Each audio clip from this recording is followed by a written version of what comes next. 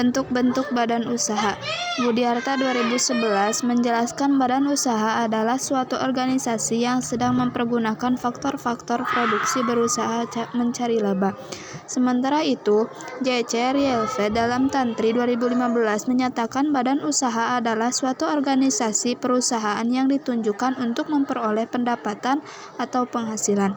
Badan usaha selalu mempunyai perusahaan sebagai alat untuk memperoleh laba, sedangkan perusahaan tidak selalu punya badan usaha. Dari segi tempat, tidak perlu selalu punya badan usaha secara terpisah. Dari segi tempat kediaman, dapat dilihat bahwa tempat kedudukan badan usaha mementingkan segi-segi yuridis dan tempat kediaman perusahaan mementingkan segi ekonomis.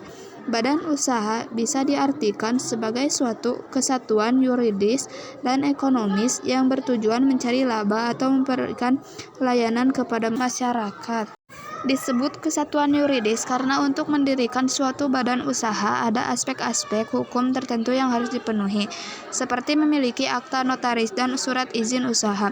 Dengan menggunakan kesatuan yuridis dan ekonomis, itulah suatu badan usaha mengelola dirinya untuk mencapai tujuan yang diinginkan. Badan usaha didirikan dengan tujuan mencari laba atau memberi layanan kepada masyarakat.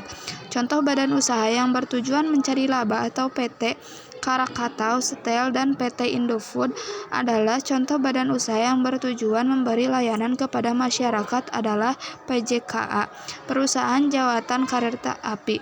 Sekarang PJKA berubah bentuk menjadi PT Kereta Api Indonesia. Beberapa hal yang perlu diperhatikan untuk mendirikan atau memilih suatu bentuk badan usaha, di antaranya sebagai berikut.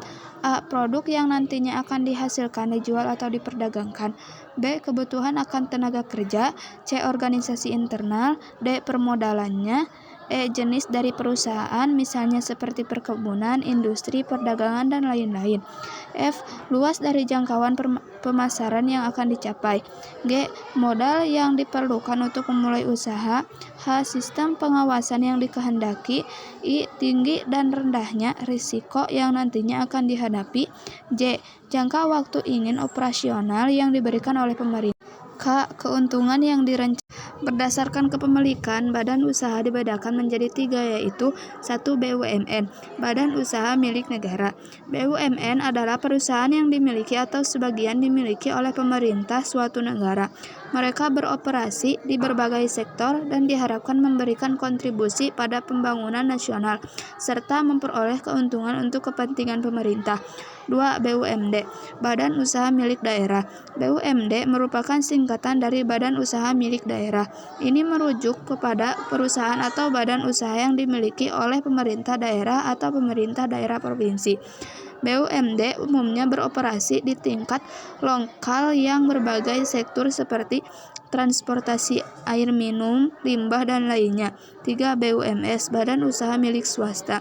Badan usaha milik swasta adalah badan usaha yang memiliki sepenuhnya di tangan individu atau swasta. Bersumber pula dari artikel Steko.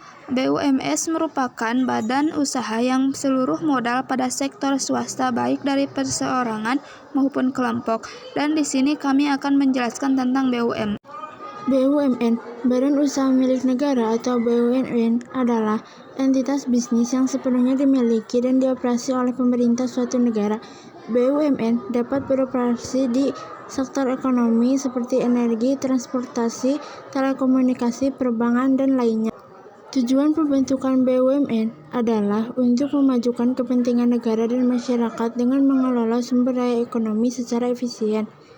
BUMN memiliki struktur kepemilikan dan pengelolaan yang terkait erat dengan pemerintah, dan seringkali pemerintah memiliki kendali langsung atau tidak langsung terhadap keputusan strategis dan manajemen BUMN tersebut. BUMN dapat dijalankan dengan fokus pada profitabilitas, layanan publik, atau kombinasi keduanya, tergantung pada tujuan pembentukannya. BUMN sebagai salah satu sumber penerimaan keuangan negara yang nilainya cukup besar mempunyai 3 bentuk, yaitu 1. Perusahaan umum, 2. Perusahaan jawatan, 3. Perusahaan perseorangan. Dan di sini kami akan menjelaskan tentang perusahaan jawatan atau perjan. Solihin 2006 yang dimaksud dengan Perjan, perusahaan jawatan adalah perusahaan negara, badan usaha milik negara atau BUMN yang seluruh modalnya berasal dari kekayaan negara yang dipisahkan dan menjadi bagian integral dari Departemen Teknis. Perusahaan negara ini lebih mengutamakan pelayanan umum (public service), kendati tidak boleh melepaskan diri dari kaidah efisiensi dan efektivitas usaha. Perusahaan jawatan disebut juga departemen agensi adalah bentuk perusahaan milik negara yang merupakan bagian dari suatu departemen. Pada awal tahun 1991, BUMN adalah bentuk Perjan diubah menjadi Perum, seperti Perum Pegadaian dan Perusahaan Jawatan Kereta Api berubah menjadi PT KAI. Terhitung sejak Undang-Undang Nomor 19 Tahun 2003 tentang BUMN Bab 10, Ketentuan Peralihan Pasal 93 Ayat 1, semua BUMN yang berbentuk perusahaan jawatan Perjan harus telah diubah bentuknya menjadi Perum atau Persero. Ciri-ciri Perjan. A. Tujuan usaha adalah untuk public service.